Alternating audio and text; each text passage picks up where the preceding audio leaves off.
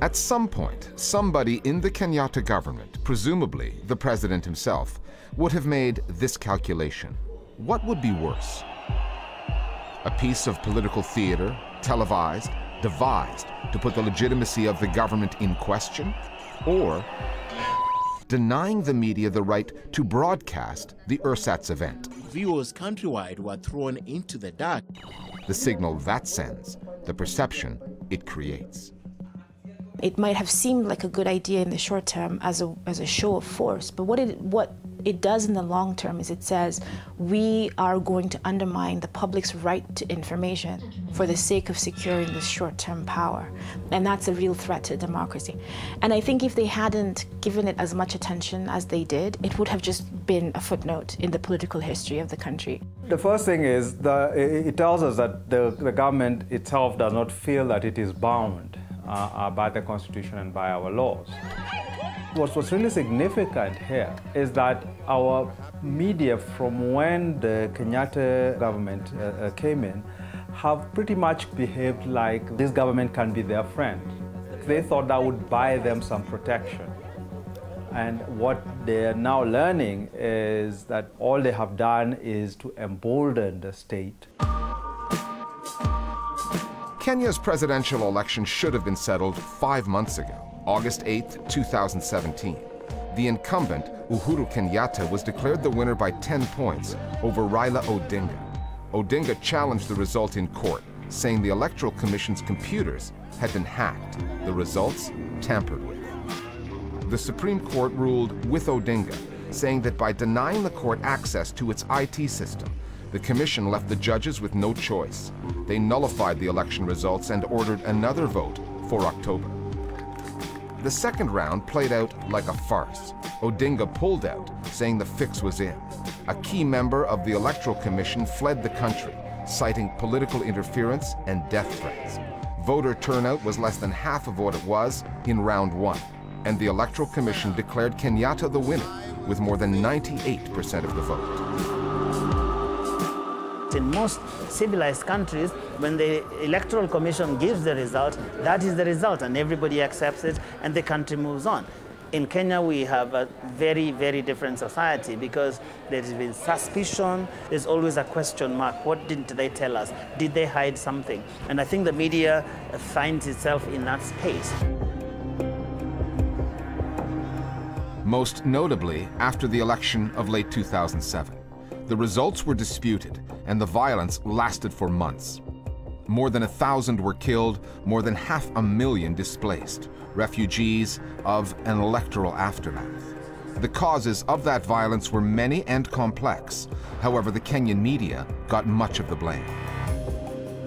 During the campaign, television stations had aired incendiary political ads in breach of their own regulations. Small local radio stations then incited the post-election violence by broadcasting hate speech. Stung by that criticism, many Kenyan news outlets changed their ways, toned down their content, and started playing it safe. It's absolutely untrue that we are the ones who caused this problem. Post-election violence had a whole set of other causal issues. But that's, to me, is the moment in which the media started to take a step back from directly criticizing the state, the politicians, and giving up this space. I call it the "we want peace" narrative. So between 2007 and 2013, the media was in this space where they were thinking, okay, how do we do the next general election without being blamed?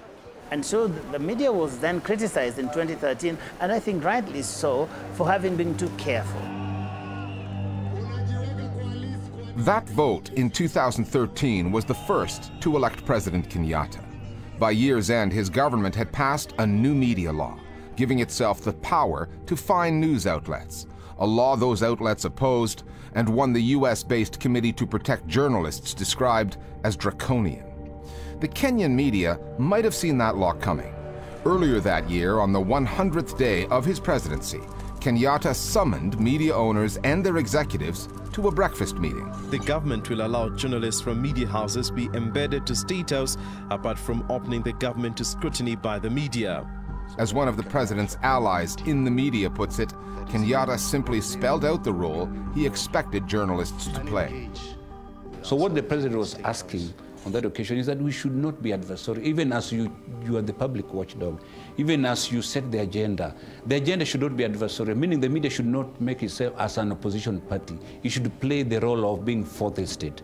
That is the message that the president was trying to get out, because the media in Kenya has always played the role of an opposition party. President Uhuru Kenyatta earlier today sought to write a new chapter in government relations with the media. So it's fine, he can call them in, they can have tea, he can articulate what his agenda is, but then the media has to be able to take a step back and critique what the president is saying, and that never happened. At the time that the media was called in, the government was engaged in what it called an anti-terror operation in Garissa, which is to the northeast, where it had rounded up upwards of 500 people. It was just picking up people off the street.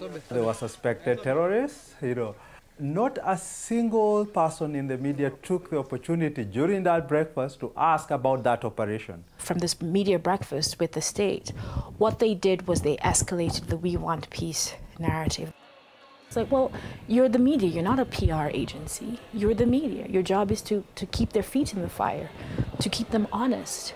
That's the whole concept of a fourth estate, that keeps people honest. And when they decide to go in bed with the executive and become an extension of the executive, if you think about it as a table, it's a table with 3 legs. How is it supposed to stand? This story comes down to questions of legitimacy. The Kenyatta government had its legitimacy challenged by Raila Odinga in the most public of ways. The media tried to broadcast that ceremony, perhaps hoping to regain the legitimacy they squandered last year, falling short as election watchdogs and going soft on the Kenyatta government. If the Kenyan media thought that would land them in the government's good graces, then what happened last week proved they made a big mistake. And going to black the way they did will have come as a rude awakening. It hasn't been seen in this country where all the major television stations are shut down because of a story, not that they covered, but that they were going to cover. This is one of the most vibrant media spaces on the continent, and I really do hope that this was a bad dream. It's going to go away. We are going to wake up to the usual vibrant media, professional media that we've known Kenya to have. The shutdown was just some sort of wake-up call. Even them, this is an opportunity that they should be grateful for forever. They have got a wake-up call.